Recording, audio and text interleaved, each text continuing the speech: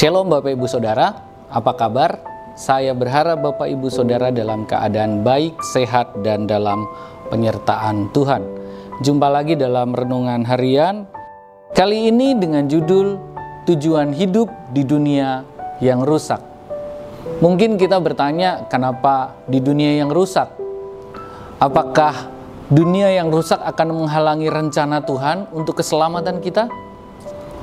Tentunya kita harus memaknai ini dengan sebuah pemahaman yang lengkap. Kita baca terlebih dahulu dari Roma 5 ayat 12. Ini adalah penyebab kenapa dunia ini rusak. Roma 5 ayat 12 berkata, "Sebab itu sama seperti dosa telah masuk ke dalam dunia oleh satu orang, dan oleh dosa itu juga maut, demikian maut itu telah menjalar kepada semua orang karena semua orang telah berbuat dosa."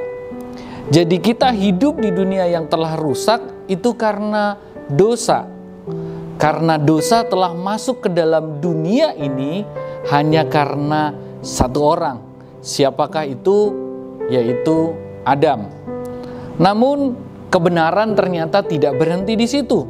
Karena firman Tuhan Roma 5 ayat 17 berkata, "Sebab jika oleh dosa satu orang, maut telah berkuasa oleh satu orang itu, maka lebih benar lagi mereka yang telah menerima kelimpahan kasih karunia dan anugerah kebenaran akan hidup dan berkuasa oleh karena satu orang itu, yaitu Yesus Kristus." Ini menjadi sebuah berita Injil, berita anugerah kepada kita semua. Kabar baik yang tidak akan ada di tempat lain. Karena ini adalah kabar baik yang hanya berasal dari Yesus Kristus. Karena Yesus Kristus itulah yang menjamin bahwa kalau dahulu ada satu orang yang berbuat dosa, yaitu Adam, dan menyebabkan dosa masuk ke seluruh dunia dan akhirnya dunia ini menjadi rusak. Namun hari ini kabar baiknya, oleh karena satu orang juga yaitu Yesus Kristus, kita semua orang yang percaya kepadanya dibenarkan. Dalam 1 Korintus 15 ayat 45 sampai ayat yang ke-47, saya bacakan versi terjemahan sederhana. Seperti yang tertulis dalam kitab suci, manusia pertama yaitu Adam menjadi makhluk yang hidup. Tetapi seseorang yang seperti Adam terakhir, yaitu Kristus Yesus, dialah roh yang memberi hidup. Dari contoh itu bisa kita lihat bahwa yang pertama datang adalah makhluk jasmani, kemudian barulah yang rohani.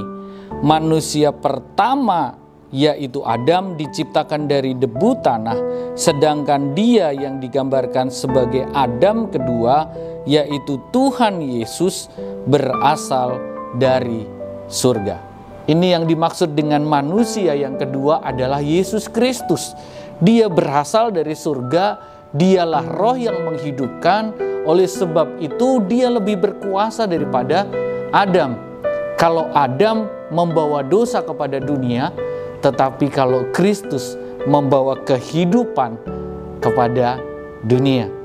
Oleh sebab itu dalam 1 Petrus 1 ayat 8 dan ke-9 firman Tuhan berkata, "Sekalipun kamu belum pernah melihat dia," melihat Yesus maksudnya, "namun kamu mengasihinya, kamu percaya kepada dia sekalipun kamu sekarang tidak melihatnya.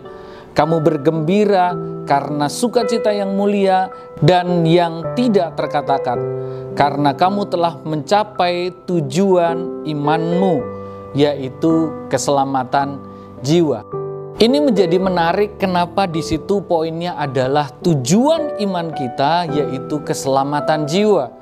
Dalam Pengkhotbah 12 ayat 7 firman Tuhan berkata seperti ini, "Dan debu kembali menjadi tanah seperti semula, dan roh kembali kepada Allah yang mengaruniakannya." Tentu kita harus ingat pada waktu penciptaan, ketika Tuhan menciptakan Adam pertama kali, dia membentuk Adam dari debu tanah. Dan setelah itu terbentuk, ternyata Adam tidak langsung hidup. Allah menghembuskan rohnya terlebih dahulu. Baru setelah itu Adam menjadi makhluk yang hidup, yang memiliki jiwa, memiliki nyawa. Dan disinilah poinnya, ya, debu kembali kepada tanah. Adam terbuat dari debu. Ketika dia mati, maka kembali menjadi tanah. Tetapi rohnya kembali kepada Tuhan. Ini pengkhotbah katakan debu kembali kepada tanah dan roh kembali kepada Allah yang mengaruniakannya. Dan masih ada jiwa di situ. Oleh sebab itu inilah yang menjadi poinnya.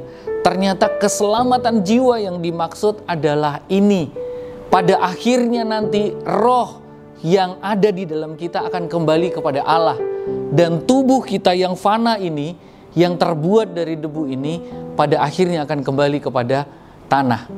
Namun jiwa kita, ketika kita menerima keselamatan jiwa di dalam Yesus Kristus, maka jiwa kita akan terus bersama-sama dengan Allah di dalam kekekalan. Itulah keselamatan jiwa yang dimaksud. Kalau seandainya kita tidak selamat, itu artinya meskipun dalam kekekalan, maka jiwa kita terpisah selama-lamanya dengan Allah. Namun syukur kepada Allah karena Allah mengaruniakan Yesus Kristus yang hari ini kita rayakan kematiannya.